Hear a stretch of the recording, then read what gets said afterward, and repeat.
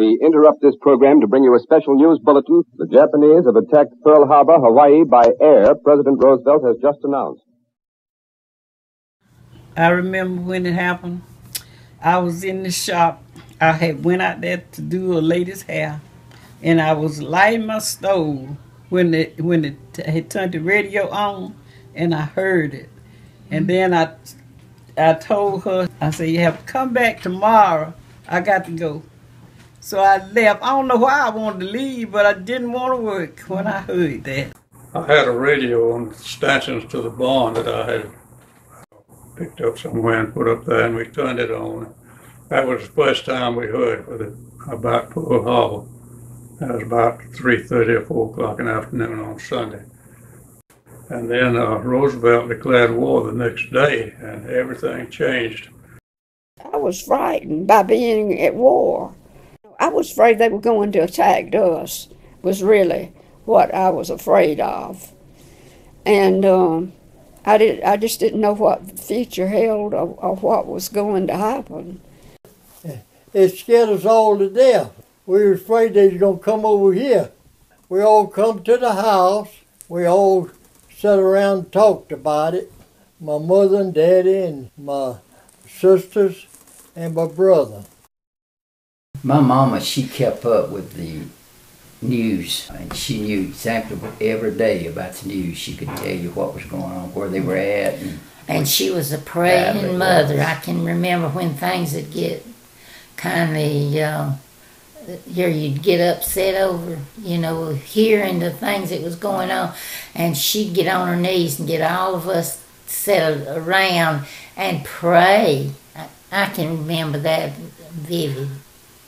Didn't worry me at all, as long as we got Jesus.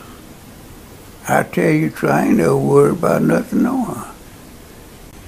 He takes care of everything, so I got nothing to worry about. Never talked about war with my family, 'cause I know what's gonna be, gonna be. The Navy had this special program that they were offering a rating to anybody that would get in, especially to be trained for radar technician. Well, I knew I was going to have to go anyway. I was going to be drafted, and I just thought that was the better of the two. And I was very interested in electronics and was anxious to learn a lot more. And radar was new. Nobody knew anything about it at that time, and I was anxious to learn something that I didn't know.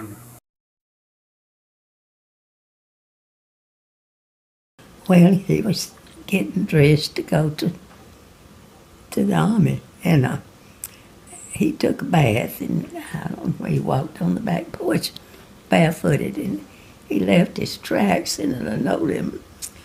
And after he left, my mama saw those tracks, and she started crying. She held up real good till the end.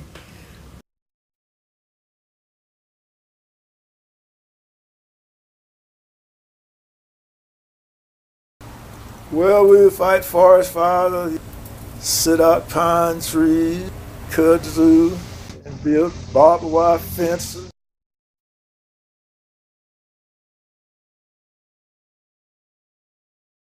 They didn't call me no more. I went on and got a job then at, I don't know where you can remember, the McDowell Wholesale Company. You know where the Georgia Depot is? Right across front of it, across the railroad.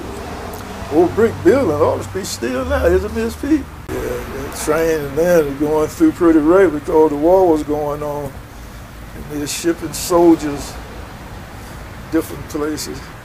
I seen them let them out there between those two depots there, let them get out and exercise. They be done rolled them so far, and they let them get out and exercise.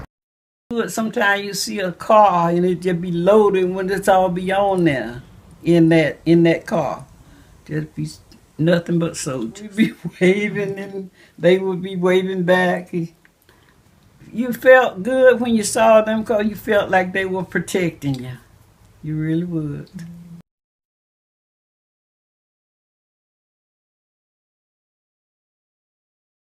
That was where the trains came through.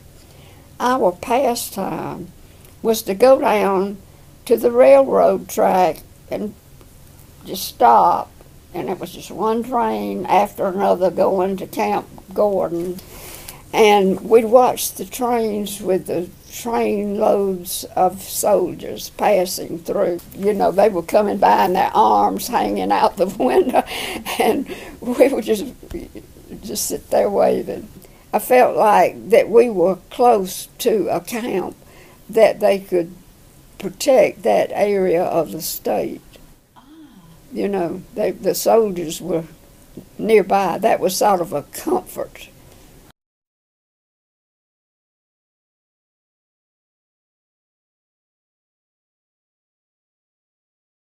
That's the Fairview Club. It's still going on. The home demonstration agent would come, and she'd teach us something about cooking or sewing or something we needed to know about housekeeping. Sat around a table. We'd have refreshments, and it was about 30 in it, so and meet at one of them's house, you know. And we discussed the war, you know. We talked about everything, but the war was a big topic. So we did roll bandages now during the war. And we also sent them cookies a lot, too. If we got packages with food in it, we divided it with all the boys. I know I got a package when I was in New Guinea. They sent me a little fruit cake about that big with a hole in the middle of it. And also in the package, they sent me a package of talcum powder, and that package of powder had busted, and that fruit cake was white all over from that white powder. But we sliced off all the edges with that white on it, and we ate the fruit cake anyway.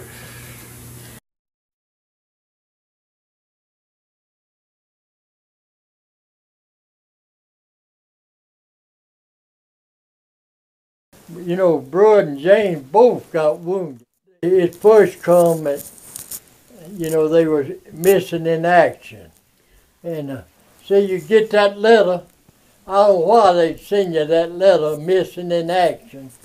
And then about a week or so later, they'd send you another and said he'd been found, you know, and he was being, you know, took care of and everything. I tell you, we all cried.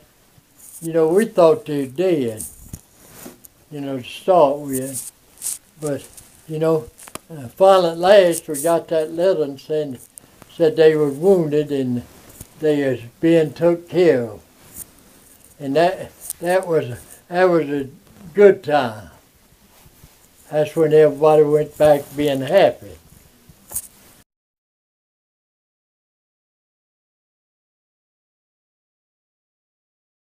Hog, chickens. Raised chickens and had a cow. We planted cotton and corn and peas and soybeans. English peas, beans, greens, peas, collards, turnips. One hog or maybe two, and milk cows, so we had milk and butter, and chickens running loose in the yard. We had eggs.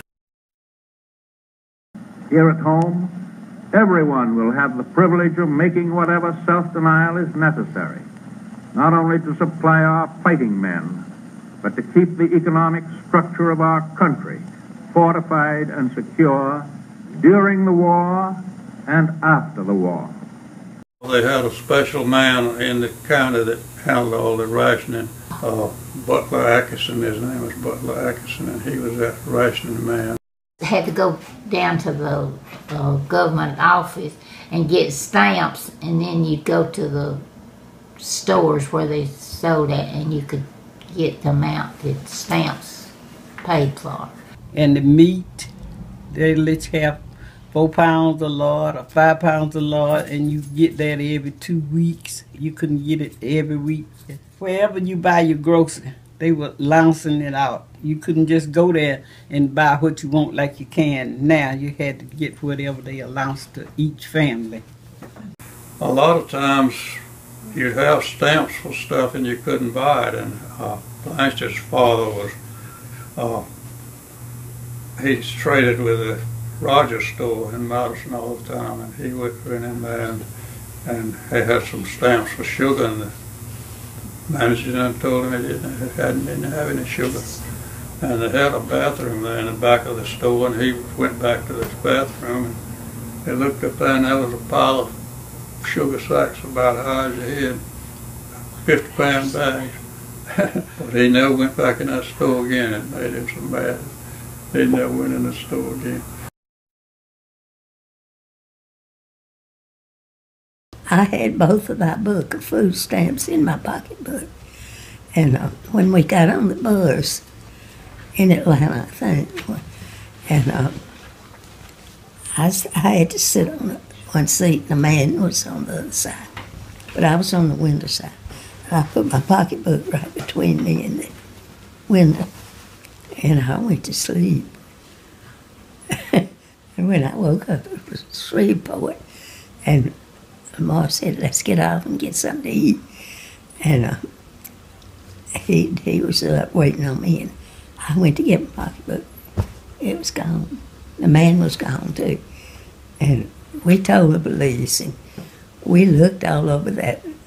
I think it was a bus stop, and we never did see him. I think I would have known him, but never seen my pocketbook either.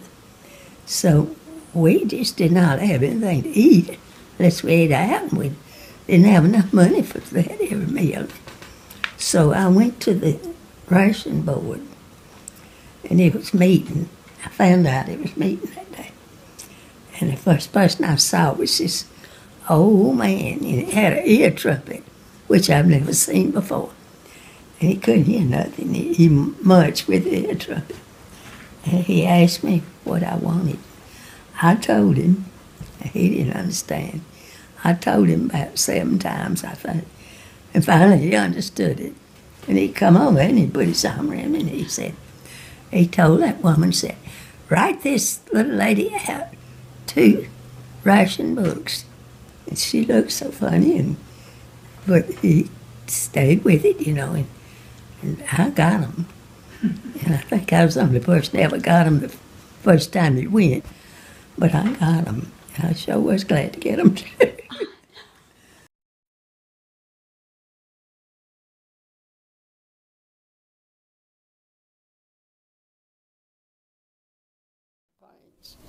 So we got in the car, our tires were thin, and he barely had enough stamps to get to Dublin and back and all of that. And we got to Dublin about 10 o'clock, and she was born, I think, about 2 o'clock. I was in the hospital 2 weeks, and I don't know why I didn't get a birth certificate then. We came back from Dublin with no birth certificate.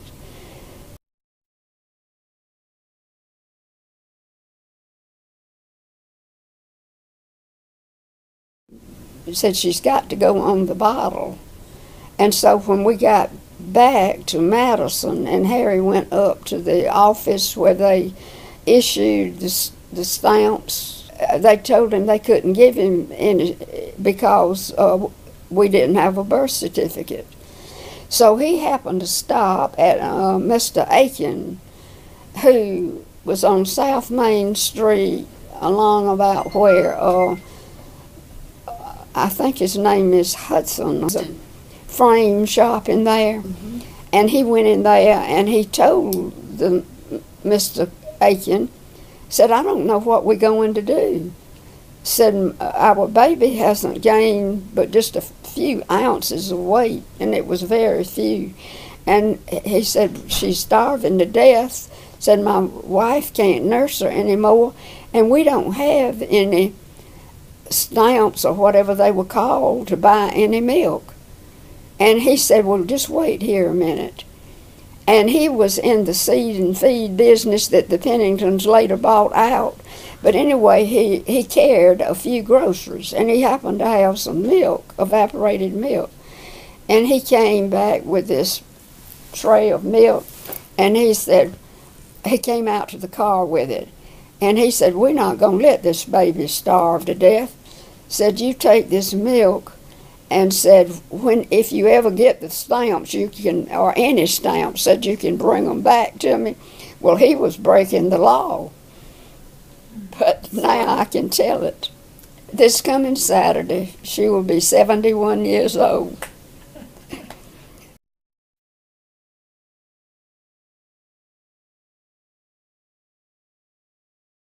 It start with, we made army tents. They'd stack it on these cutting tables, and they had the big old machine that cut them like they need to be. Yeah. And they'd be stacked that high. It'd be 100 pieces, wouldn't it? Higher or more.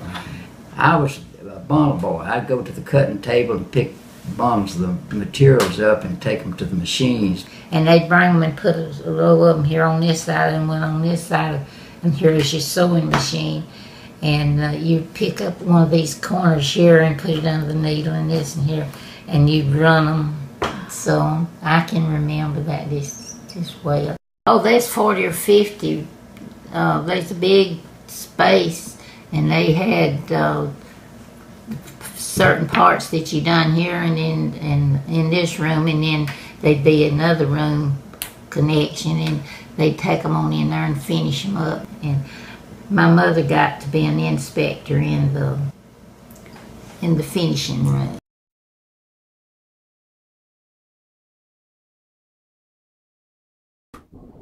It was you never was out of a job, but there wasn't no money in it. But you wasn't gonna make no money because that's just the way it was. Wasn't paying but 25 cents from sun to sun here. We traveled to do better. The group was got together and went to traveling. We could do a little better. They paid a little bit more. Right.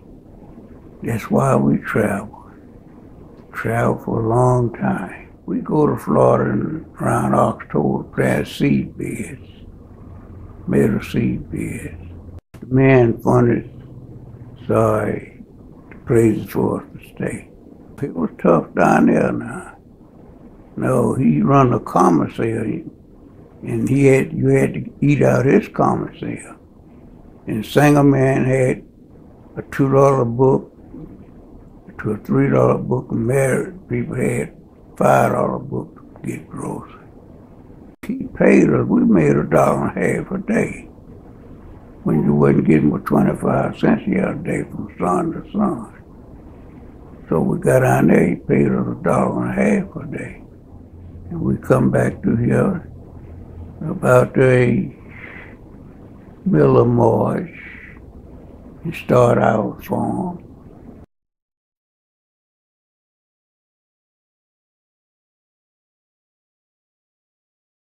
Yeah, that's what he had. What we had to do. You save all them, put them in different piles, like all that rubber and stuff and tin and stuff, and put it in different piles, and they'll give you a different price for it. But wouldn't pay you much, but you get a little bit. Sure would.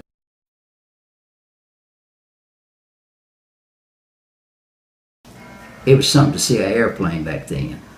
You know, they had some then that didn't have a top on them. Some reason you could see their sitting on them. It was a funny looking. Whatever you call them. Funny. It was funny looking. We had moved into that farm over there where Dr. Lewis, his farm's at. You know, his son's over there. Daddy would keep us children busy, and we were clearing up new ground, and we was getting up roots and stumps and working.